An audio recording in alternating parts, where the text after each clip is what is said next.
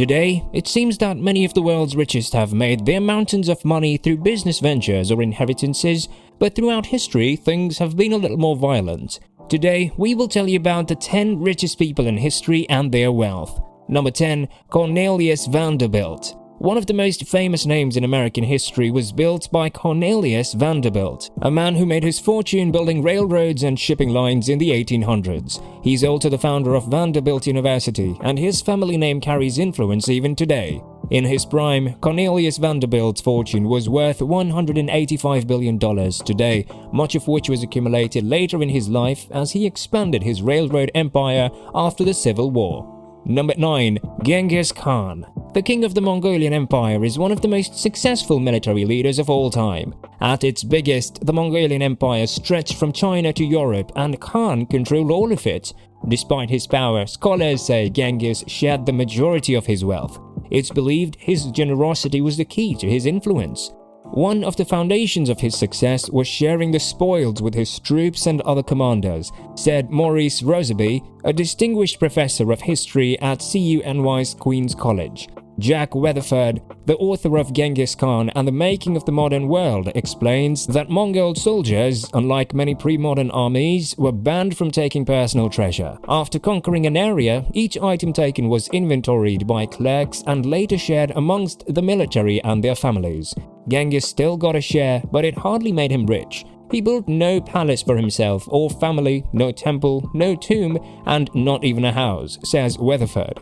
He was born in a wool ger, yet and died in a wool ger. He was wrapped in felt like an ordinary man and then buried at death. Number 8. Alan Rufus, aka Alan the Red. Nephew of William the Conqueror, Rufus joined his uncle on the Norman quest. He was born in 1040 and died in 1093. He died with £11,000, which was 7% of England's money at the time. That would amount to $194 billion today.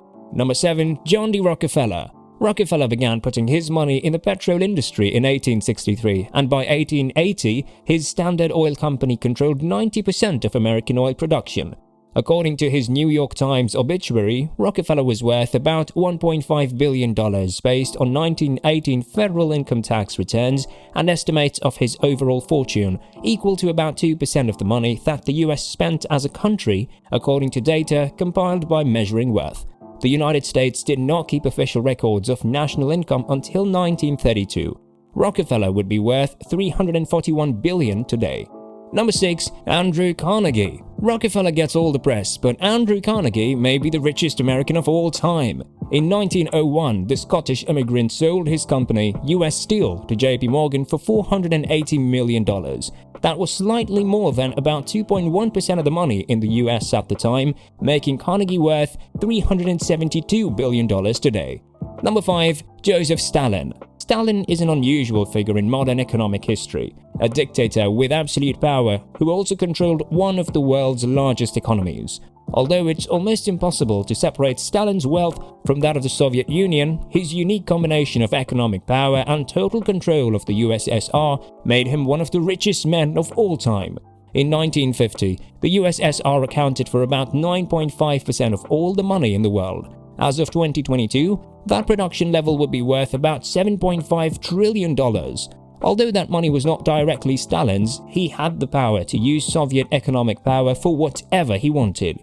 He had a lot of power, and with his power, he could get what he wanted, said George O. Lieber, a history professor at the University of Alabama at Birmingham. He controlled 1/6 of the planet's land surface without any checks or balances.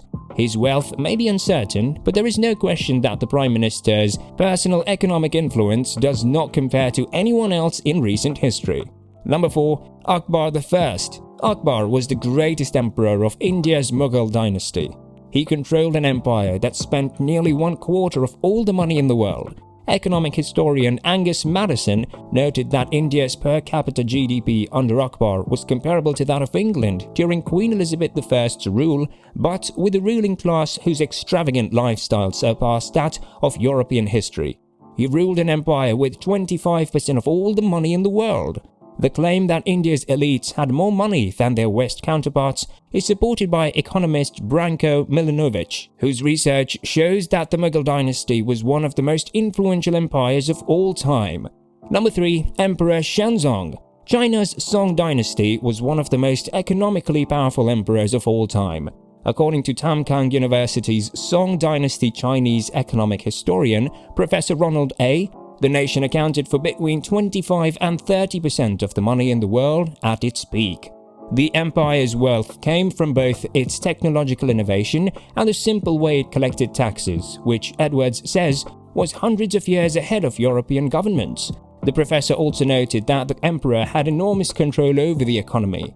He ruled an empire with 25 to 30% of the total money in the world at that time. Number 2. Augustus Caesar. Augustus Caesar was only in charge of an empire that made up 25 to 30% of the money spent in the world at that time. Still, according to Stanford history professor Ian Morris, Augustus's personal wealth at one point equaled 1/5 of what his empire was worth. That equals about $4.6 trillion today. For a while, adds Morris, Augustus personally owned all of Egypt. Hard to top that. Number 1. Mansa Musa. King Mansa Musa of Timbuktu is often chosen as the richest man in history. According to Ferrum College history professor Richard Smith, the West African kingdom of Musa was the world's largest gold producer at that time, and gold was in high demand. How rich was Moses? There is really no way to give an exact number of his wealth. Records are scarce, and most historians describe the king's wealth as the biggest for his time. Some accounts of his famous pilgrimage to Mecca, during which his spending was so high that it caused a currency crisis in Egypt, mention dozens of camels carrying hundreds of pounds of gold each. Smith says a year's Malian gold production was probably about a ton. Others say Musa's empire had 200,000 soldiers, including 40,000 archers. Rudolph Ware, an associate professor of history at the University of Michigan, explains Moses' wealth was so great that people have trouble describing it. This is the richest man anyone's ever seen. That's the point, Ware said. They're trying to find words to explain it. There's a picture of a golden scepter on a golden throne holding a golden cup with a golden crown on his head. Imagine as much gold as you can think a man can have. Double it, and you might start coming close to what he had.